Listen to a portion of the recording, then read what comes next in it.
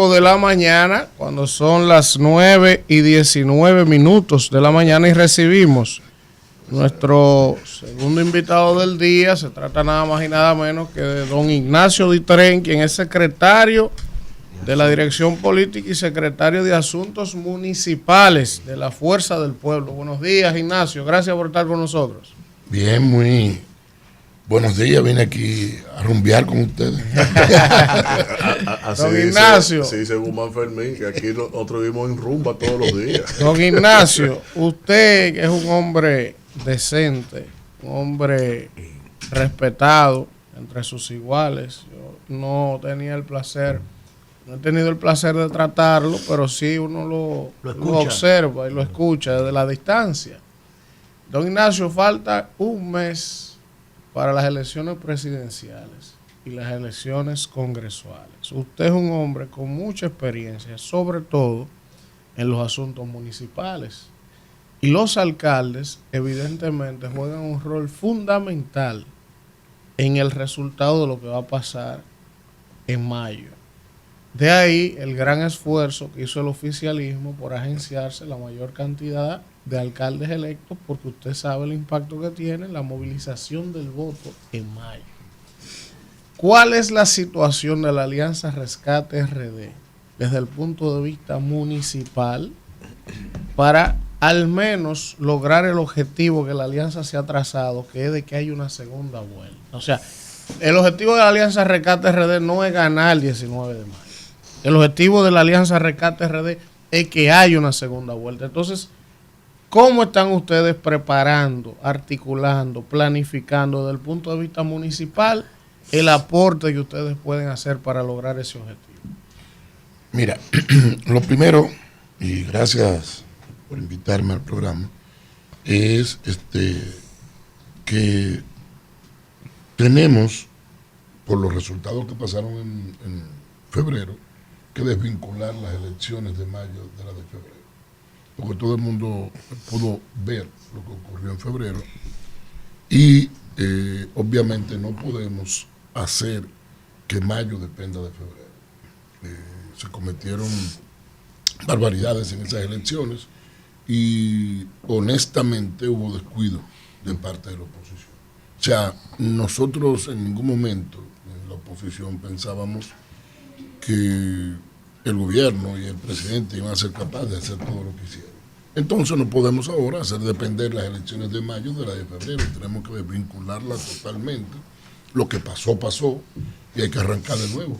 Y entonces llevarnos de lo que dice la canción de José Feliciano, que dice que si solamente con llorar se resolvieran los problemas sería fácil.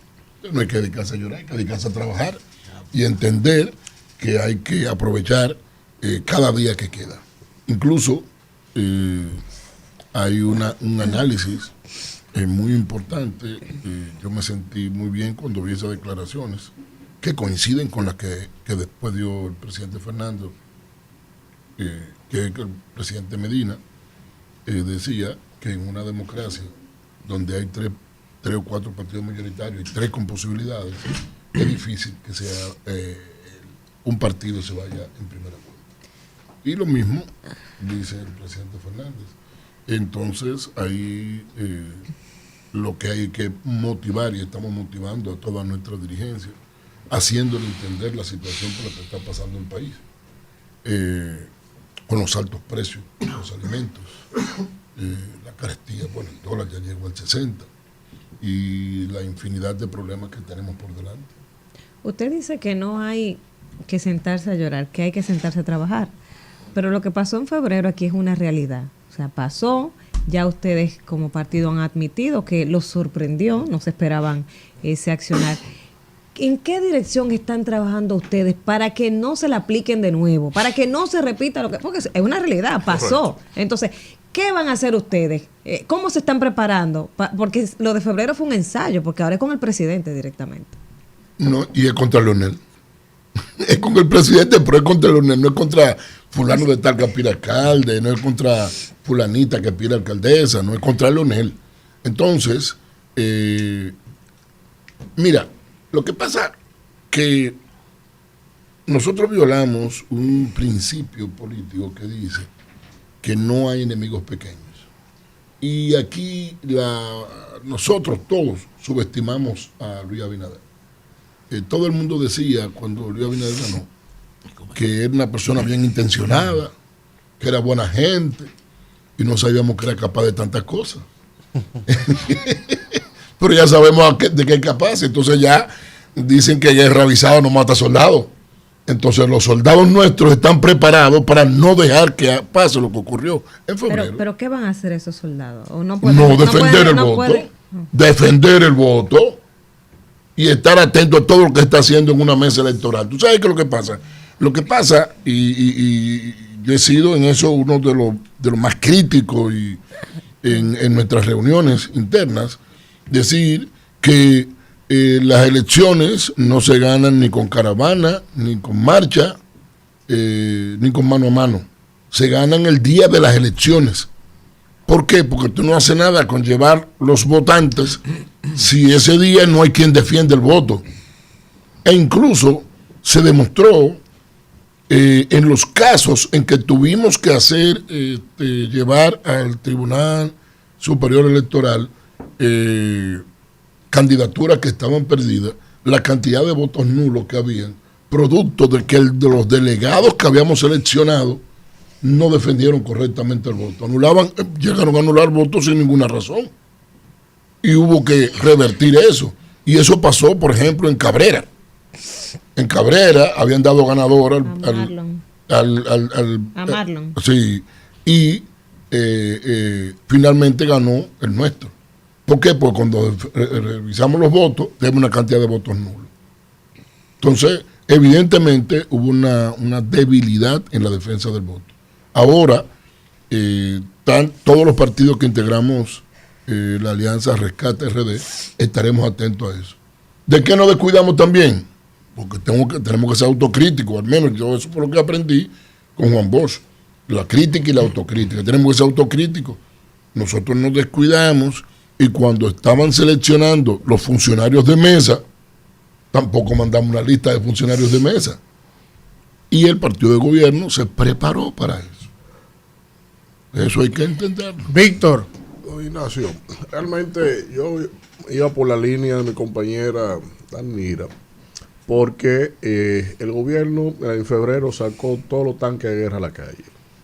Ahora vienen con los portaaviones. Y aunque la autocrítica también nos lleva a todo lo que usted ha esbozado, y es así, valoro mucho que usted también lo exprese, porque usted es alguien de la dirección política, hay otros factores, hasta de alta traición interna. Entonces, ¿cómo nosotros, como organización partidaria, vamos a superar un escenario que no habíamos visto jamás en la historia? Yo dije en mi comentario en su momento, un gobierno que lo está quemando todo para imponer una falsa realidad, pero con el pragmatismo de la diligencia debida de dejar al presidente en el Palacio Nacional 4 años más. ¿Cómo nosotros vamos a superar ese escenario? No solo en lo organizacional, sino en la movilidad de ese votante que no va solo delineado por un dirigente en un territorio. Bueno, tú acabas de decirlo, tenemos que movilizar a nuestros votantes. ¿Cómo lo vamos a movilizar? Eso no te lo puedo decir en público. No, jamás. No, jamás. Y mucha gente dice, bueno, mira, es contra el gobierno. Pero si fuera así, ningún gobierno se fuera. Si hubiera sido así, claro, no se hubiera ido Danilo. Gonzalo gana. ¿Me entiendes?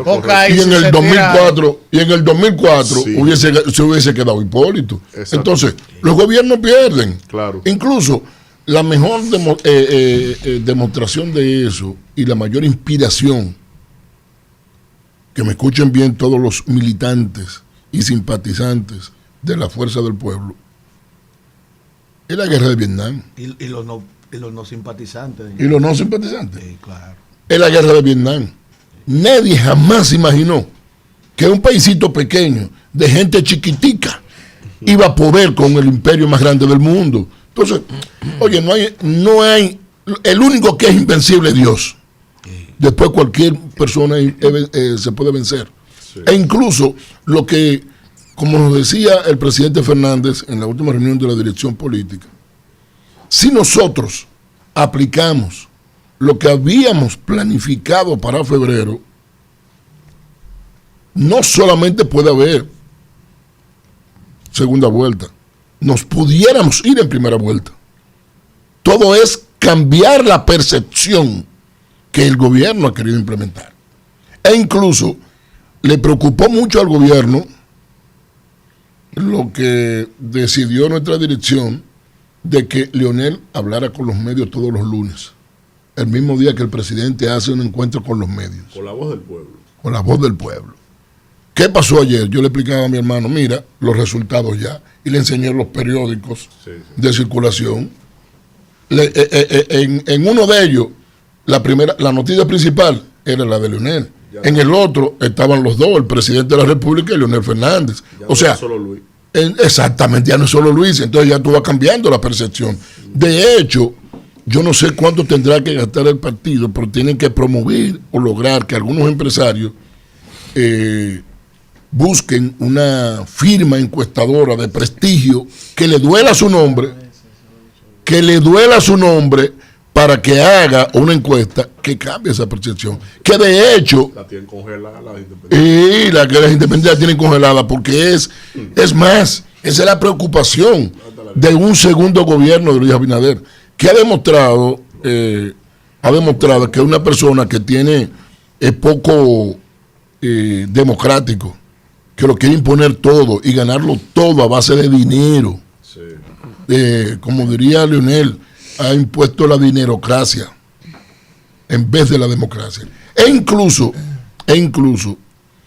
la primera pregunta que me hicieron fue sobre la parte municipal, que es la base de la democracia, porque es el gobierno local que surgió primero.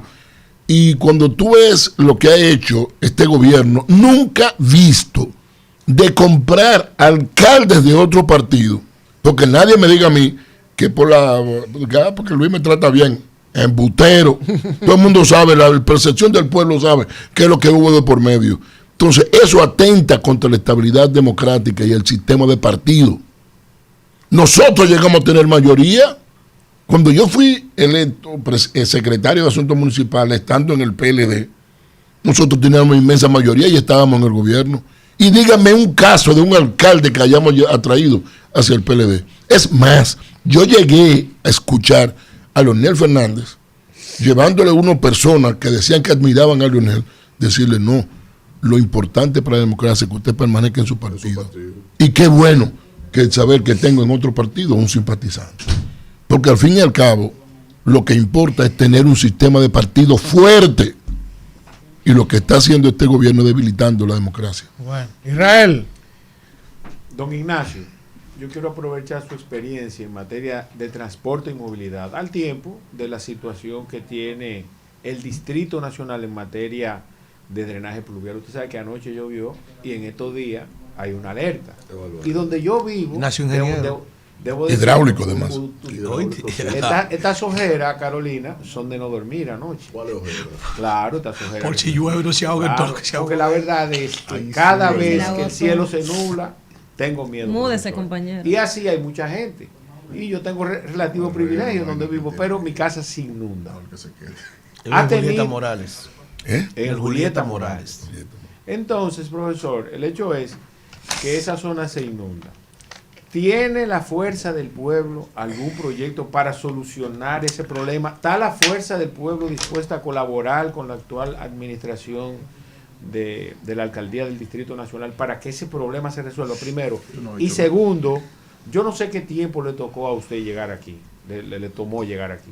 Pero normalmente, si usted deja que le den las 7 de la mañana, cruzar la Lincoln y la Chuchi le toma 1 hora a cualquiera, profesor. ¿Cómo resolver ese problema de manera definitiva?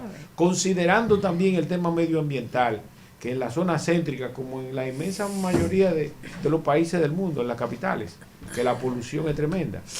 En República Dominicana, aunque estamos en una isla y el viento circula con relativa facilidad, no estamos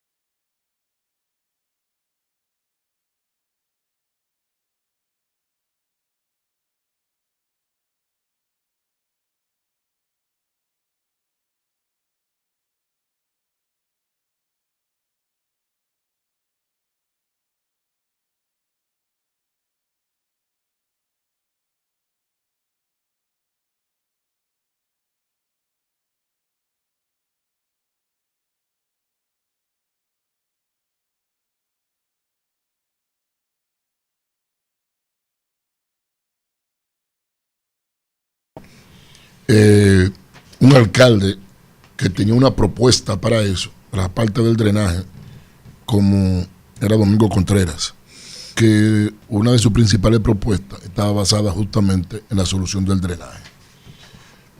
Ciertamente, en cualquier parte del mundo, cuando caen una cantidad, yo tengo, que soy conocedor de transporte, soy graduado en hidráulica también, ingeniería hidráulica. En cualquier parte del mundo, cuando cae una cantidad de lluvia que sobrepasa lo normal, se provocan inundaciones, aunque sea por poco tiempo. Tú vas a estar inundado. Exactamente, aunque sea por poco tiempo. Así que no podemos culpar. Ahora, sí que podemos decir, tú no has visto, nosotros estamos en el mes de abril. Las lluvias recurrentemente en tiempos normales, desde que un muchacho escucha que a partir de mayo comienza mucho la lluvia. Y tú no has visto en la ciudad un programa de limpieza de invernales, por ejemplo. No lo has visto. Entonces, que es una debilidad de nuestra ciudad, que el drenaje esté basado en base a invernales. Aquí pocos gobiernos han invertido en el drenaje pluvial.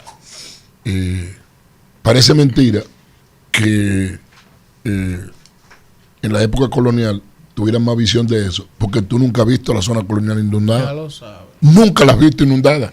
¿Por qué? Porque tiene un sistema de drenaje, como debe ser. Ignacio, pero yo venía del aeropuerto antes de ayer, y cerca de la... Sí, profesor, que nunca he entendido, el malecón, ¿por qué se inunda si solamente cabe un hoyito porque caiga para el mar? Pero allá en las Américas también pasa lo propio también. Es decir, el mar está cerca y sin embargo de este lado de Se la llena la autopista. Se llena. ¿Qué Así es, pero inundado. Entonces, ¿qué te digo? La inversión en drenaje atrae poco a los políticos. Bueno, Yo soy político, pero yo sé que, como esa es mi especialidad, sé que atrae poco, porque como no se ve, no es un edificio, no es una cuestión, a veces se invierte poco. Sin embargo, debo reconocer que Balaguer inició un proceso de implementar o construir el drenaje de acuerdo a un diseño que se hizo hace mucho tiempo. Y terminó con 3 emisores que van justamente al mar, como tú dices. Posteriormente a eso, Leonel Fernández, han sido los 2 presidentes de la época moderna que han, post Trujillo, que han trabajado en eso. Leonel Fernández hizo la solución de la Nuña de Cáceres. ¿Se acuerdan? Que eso sí, todo el que vivía... Y la Luperón y los Ortega. No, espérate, ahí voy. Iniciando en el Parque de la Pradera. Exacto, entonces ahí, acuérdate que toda esa casa de la Castellana Eso se inundaban, una piscina. esas casas no valían nada. Después se construyó eso, ya no hay problema. Pero lo hizo lo mismo en la Luperón. Acuérdense que donde estaba el paso debajo de la Plaza de la Bandera, eso se inundaba de agua. El nivel que está ahí. Entonces, eso lo construyó Leonel también. Correcto. Acuérdense que en la Duarte, con París, se llegaron a morir personas inundadas ahí. Sí, en Villaconsuelo. En Villaconsuelo. Eso también lo invirtió Leonel. Y cuando se construyó la línea 1 del metro, todo ese sistema de drenaje se hizo. Después, otros gobiernos no han invertido un peso en eso. Entonces, ¿qué hace falta? Simplemente que haya un acuerdo nacional. En la próxima, aquí se hizo la planificación para el desarrollo hasta el 2030. Tal vez haya que revisarla y volver a planificar y a incluir el drenaje. Lo que hay que cambiar el gobierno. Cambiar de gobierno, se ayuda. No, por alguien que sí lo haya hecho. Espérate, porque te voy a tener un concluso. La parte de la movilidad. La movilidad es otro elemento que...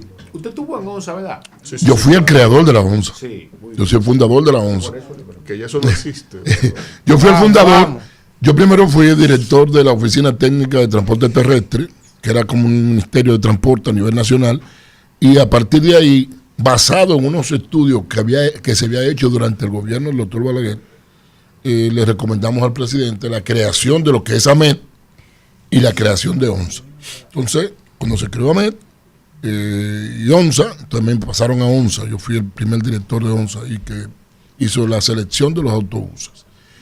Porque le recomendábamos al presidente que uno de los elementos que había que tomar en cuenta para mejorar la movilidad no solo en la ciudad, en el país, es el transporte colectivo. Pero hay otro elemento que es más fácil todavía, que son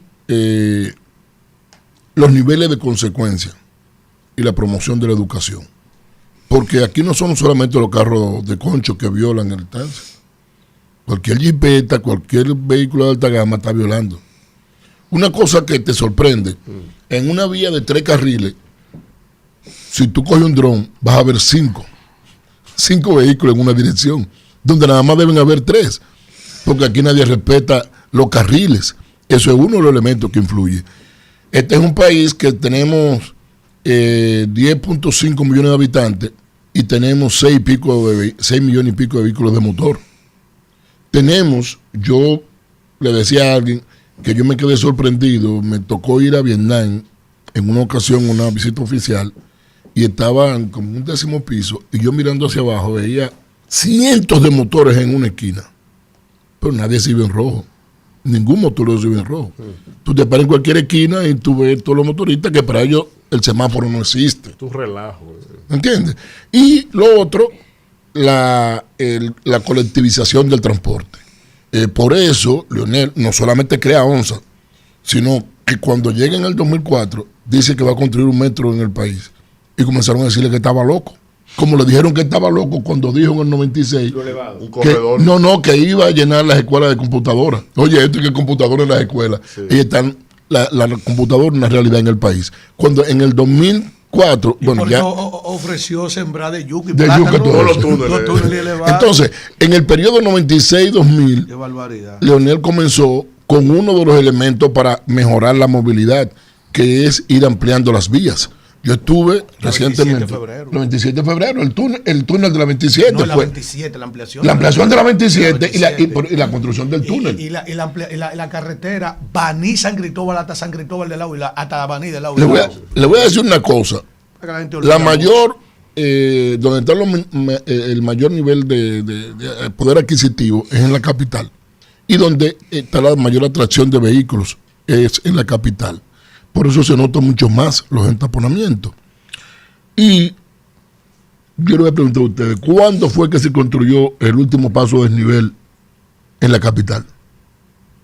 Los dos que dejó Leonel en la 27 de febrero, el que pasa por encima el que pasa por debajo de la privada y el de la Núñez de Casa. Y nadie ha puesto un Después de eso, en la capital no se ha construido más pasos de nivel.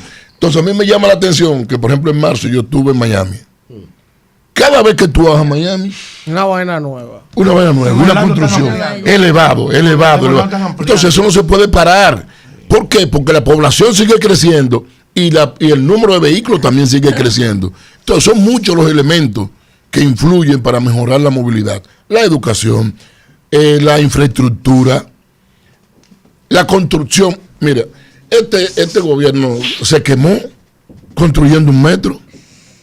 ¿Tú has visto eso, Ignacio? Oye, son 5 kilómetros de metro que le ha tocado nada más. No tiene puente ferroviario, no tiene nada. Y tiene casi 4 años construyendo un pedacito de metro. Y Leonel, en su primer gobierno, en el segundo gobierno en el 2004-2008, en 3 años y medio construyó 14.5 kilómetros de metro con 4 sistemas de constructivos diferentes. Uno, túnel ferroviario, que es una tuneladora. Uno en trinchera, que es excavando a cielo abierto y después cerrando. El tercero, un túnel ferroviario, que es el que cruza al lado del puente Peinado. Y el cuarto, elevado en la parte de Villamella. Alfredo. Y eso lo hizo en 3 meses y medio. Wow. Y este lleva 4 y no termina 5 kilómetros. Pero lo que es peor, en la ampliación del kilómetro 9, en ese pedacito tiene 4 años, por Dios, y no acaba de terminar. Una cuestión ridícula. El kilómetro 9. El kilómetro 9 tiene casi 4 años lo mismo. Ha sido épico. O sea, que se ve una ineficiencia tremenda. Tiene 90%. Vamos, Alfredo. Mira, Ignacio. 8.145.458 dominicanos están hábiles para votar. Las elecciones pasadas, Ignacio, si bien es cierto que el oficialismo salió airoso y avasallante en términos numéricos y también en cuanto a las plazas. La oposición en su conjunto me dijo un importante político que la diferencia fueron 280,000 votos, pero que en ese momento no entró el voto en el exterior. Y mucha gente también de aquí no fue a votar, pero mucha gente señala como que esta fue una abstención fuera de serie, pero esa fue la misma abstención, por si ustedes no lo sabían, con relación Al 2020. al 2020. Oye, porque la gente cree que Sí, pero esto estamos en pandemia. fue que fueron, No compares. sí, pero Estábamos en pandemia. por eso Es la mismo. más alta de Y la ahora historia no del país. estábamos en pandemia, líder. Y Pero lo que fue, te digo es la más alta. sí, pero que ahora, la de ahora, sin pandemia, fue casi la misma. Pero lo que te Eso es lo quiero que él decir dice. En la otra era en pandemia, se entiende. Se justificaba. Ahora es normal. No debía haber No tanta- debió haber, exactamente. Ignacio, ¿qué ustedes van a hacer contra un oficialismo que no escatimó esfuerzo para hacer de todo, sin ningún tipo de escrúpulo? ¿Qué ustedes van a hacer con esa clase que no quiere ir a votar y ese voto en el exterior? ¿Cómo está la correlación? ¿Qué ustedes esperan? ¿Cuáles son sus esperanzas y qué están haciendo para agenciarse ese voto? Cuando tú hablabas de los 8 millones, comenzaste a hablar, Sí, yo me preparé para contestarte, bien. pensando que tú te ibas a referir Sí. a los casi 8 mil millones que ha puesto a circular el gobierno para comprar voluntades en los medios. Dame orinar. Yo puedo ir a orinar. Pero bueno, vamos a los votos. Vamos arriba. Mira, qué bueno. Los medios no votan, oíste. Ustedes los dos, Que ¿no? la gente que sí, vota. pero ustedes dos Ey. acaban de dar en el clavo. Sí. ¿Por qué ha querido cambiar la percepción el gobierno de que está, incluso ya están inflados, que sé yo, cuánto por ciento? Ese dato que ustedes acaban de dar es determinante para decir que este gobierno tiene un techo. Los votos que sacó en el 20 y lo que ya están sacando, lo que sacaron ahora con esta atención dicen que ese es su techo. Con todo y los cuartos que pusieron a circular y comprando voluntades y cosas como esas, no pudieron superar, no llegaron a 2 millones de votos. No llegaron a 2 millones de votos. Obvio, no es lo mismo la presidencial que la municipal, pero aún así, ese es su techo. ¿Y qué vamos a hacer nosotros? Lo primero fue que tuvimos que comenzar a secarle la lágrima a los compañeros. Dejen de llorar, carajo, y váyanse a trabajar. Qué barbaridad, profesor. Dejen de llorar y vamos a pelear. Correcto. Que el gobierno sepa que estamos dispuestos a cualquier cosa, que no es lo mismo ni es igual, porque nos estamos jugando el futuro. ¿Sabe por qué no estamos jugando el futuro? Porque en menos de 4 años, mira, Leonel cogió, con todas esas obras que todo el mundo ha visto, que puede exhibir 11.8 millones, 11 mil millones de dólares en préstamos, en 12 años. Danilo Medina, en 8 años, cogió 18 mil millones de dólares. Este lleva casi 40 y no puede exhibir nada. No puede exhibir nada. Si los dominicanos no hacemos conciencia de eso y nos queremos joder, Ay, Dios. discúlpeme el término, Sí, no, y no. nos queremos joder, Ay. pues dejamos que este gobierno siga, porque entonces ya no serán 40, serán 80. Y sin ver resultados. Entonces, si no queremos comernos uno con otro, si no nos queremos ver en el espejo de Haití, si no queremos ver en el espejo de Venezuela, entonces decidamos lo que tenemos que hacer. Ignacio, Ahora, en mayo. yo no puedo dejarte ir de aquí sin preguntarte lo siguiente, porque yo fui muy crítico cuando el gobierno primero decidió limitar las rutas de la ONSA y empezar a meter de que unos corredores privados. Quitándolo. Entonces, decía, no, la ONSA, por ejemplo, la ONSA tenía una ruta, sacaron la ONSA y metió un corredor privado. Y yo no entendí esa vaina. Yo decía, Criminal. pero todo lo contrario. Tú lo que debes fortalecer la ONSA porque esa es la que es pública y es la que no tiene un objetivo de recaudo. Si tú metes una ruta privada, evidentemente el dueño de esa guagua y de esa ruta lo que tiene un fin pecuniario. Le subieron el pasaje a la gente en esa ruta privada. Entonces ahora veo que convierten la ONSA en una empresa de que pública. Entonces, yo quiero que tú no expliques, como tú fuiste fundador de la ONSA. Si la once era privada, profesor. No, pues yo no Era entiendo mía. si la ONSA Era era mía. privada. Es que era mía. Yo no entiendo. Y tu evaluación del tema de los corredores, porque si bien es cierto que la solución de alguna manera al caos del transporte es colectivizar, ¿verdad? Yo no entiendo por qué debe entregársele al sector privado esas rutas, a los sindicatos, yo no entiendo eso. Pero explícanos tú que manejas más el tema. Mira, lo que pasa es que la lógica de pensamiento del actual presidente de la República, que en principio todo el mundo lo desvinculaba y decía, no, los funcionarios que son malos, el presidente es bueno. No, él es el que dirige la orquesta. Él es el que firma. Y él es el que pone, él es el que dice, como el maestro de la sinfónica, es que señala el que va a tocar. De la Sinfónica Nacional. Para que lo sepa. Entonces, todo lo que pasa, él es responsable. Entonces, su lógica piensa desde el punto de vista empresarial. Fíjate que al principio de gobierno, casi todos los funcionarios decían, me economicé tanto del presupuesto. En educación, un país que tiene educación, en agricultura me economicé tanto con tanto problema alimenticio. De que me ahorré tanto en tal ministerio. Pero cuando ha dicho, oye, lo que pasa es que cuando tú pones a una persona del sector privado a administrar, son mentalidades diferentes.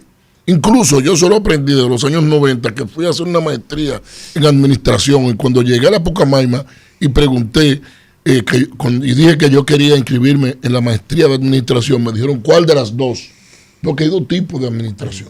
Administración pública y administración privada.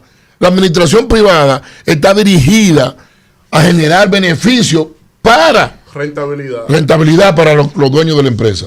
Y la administración pública es generar bienestar colectivo. Entonces, este gobierno, al hacer eso que tú me estás preguntando de los corredores, ha pensado desde el punto de vista de la administración privada en generar beneficios para los dueños de esos corredores que se crearon y afectar severamente al pueblo. ¿Por qué? Porque las rutas de onza que circulaban por esos corredores cobraban 15 pesos y el ciudadano tuvo que comenzar a pagar 35 pesos. Y te voy a decir lo mejor, no solamente cobran 35. Si no montan tanto. No, tienen un subsidio además. No, pasaje sombra. Sí, los pasajes sombra. El subsidio. Para que lo sepas, tienen un subsidio además. Sí.